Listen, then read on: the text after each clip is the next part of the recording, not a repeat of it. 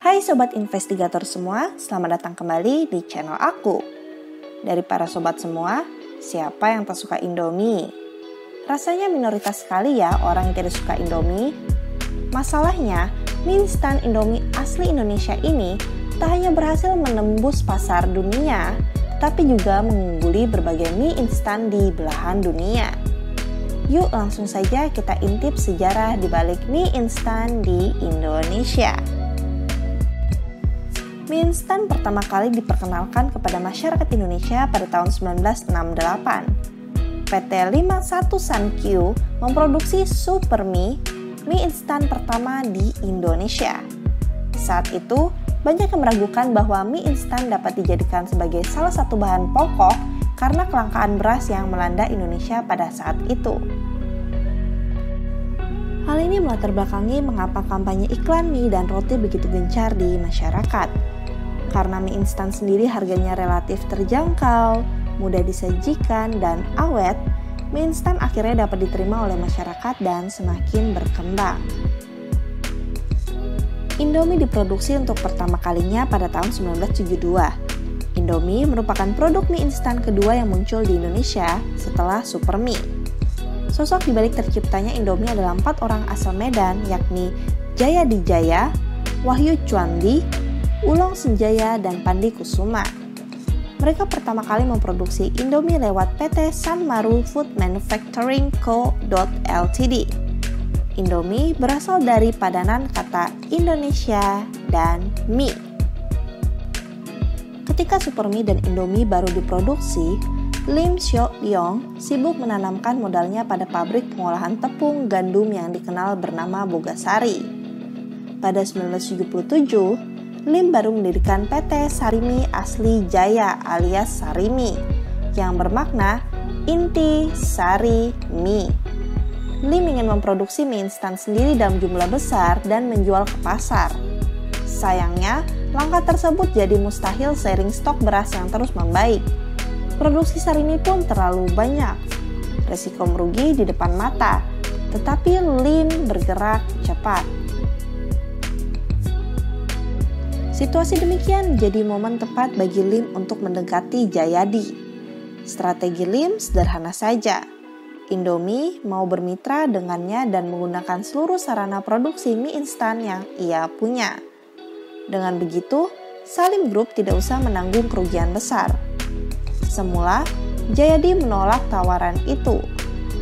Pantang menyerah, Lim justru menggenjot pemasaran Sarimi lewat iklan dan promosi secara agresif. Dalam waktu singkat, Sarimi bisa merebut 40% pasar mie instan dalam negeri.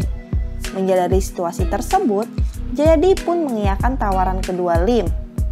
Keduanya sepakat mendirikan PT Indofood Interna Corporation pada tahun 1984. Jayadi menguasai 57,5% saham, sedangkan Lim mendapat porsi 42,5%. Kemudian PT Indofood Interna mengambil alih saham PT Sanmaru pada tahun 1986, berlanjut dengan pengalihan saham PT Super Mie Indonesia.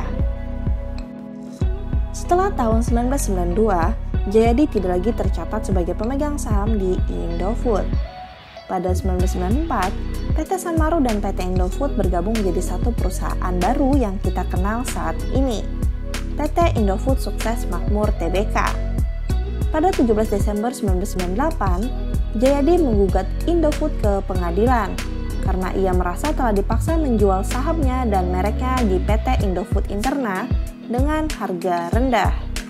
Jayadi juga menuduh Salim telah memanipulasi kepemilikan saham agar sahamnya semakin mengecil. Menuntut ganti rugi sebesar 620 miliar, Jayadi kalah sampai banding di Mahkamah Agung. Jayadi lalu lebih memilih untuk melanjutkan bisnis pabrik mie instan baru yang sudah dirintisnya sejak Mei 1993 di bawah PT Jakarana Tama yang memproduksi mie gagal sampai sekarang. Sejak berada di bawah PT Indofood Sukses Makmur Tbk, Indomie terus bergeliat dan memproduksi lebih banyak lagi varian baru. Pada awal peluncuran Indomie, hanya ada 2 rasa pertama yang dikenalkan, yakni rasa sari ayam dan rasa sari udang, yang sesuai dengan selera lidah masyarakat Indonesia kala itu. Penjualan Indomie mengalami peningkatan yang sangat signifikan pada tahun 1982 seiring dengan diluncurkannya varian Indomie kuah rasa kari ayam. Puncaknya pada tahun 1983, produk Indomie kembali digemari oleh masyarakat Indonesia dengan diluncurkannya varian Indomie mie goreng. Peracik bumbu Indomie adalah tokoh kuliner Indonesia bernama Nunuk Nuraini yang telah wafat pada Rabu 27 Januari 2021 lalu.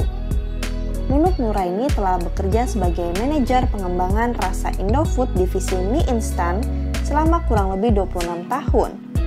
Sejak awal kemunculannya di tahun 1972, Indomie terus melakukan inovasi untuk menemukan rasa yang paling pas dan familiar di lidah masyarakat Indonesia. Indomie juga sempat mengganti bubuk cabai dengan saus pedas dan menambah bawang goreng sebagai pelengkap.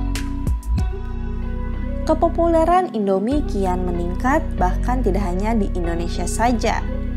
Indomie kini telah menjadi merek mie instan yang mendunia. Indomie memproduksi banyak sekali varian, dari varian biasa, varian daerah, varian khusus seperti mie keriting dan mie siram, dan lain-lainnya. Indomie pun menjadi nomor 1 di Indonesia, dan banyak orang di berbagai negara yang juga jatuh hati dengan rasa Indomie yang sesuai dengan semboyannya. Indomie seleraku. Los Angeles Times juga pernah menobatkan Indomie sebagai mie instan terenak nomor 1 di dunia, mengalahkan produk mie instan lain dari Korea Selatan, Thailand, bahkan Jepang. Seiring kesuksesan tersebut, banyak pula masyarakat yang menggantungkan hidup lewat berdagang Indomie matang. Ini terbukti dari menjamurnya warung-warung Indomie pinggir jalan yang biasanya dikombinasikan dengan warung kopi. Selain itu, banyak pula orang yang mengkreasikan Indomie menjadi hidangan unik untuk kemudian dijual kembali. Sedikitnya 90% pasar domestik mie instan saat itu dikuasai Salim Group melalui produk Indomie, Supermie, Sarimi, Supercup, dan sebagainya. Bahkan omset penjualan hampir mencapai 1 triliun rupiah pada tahun 1990.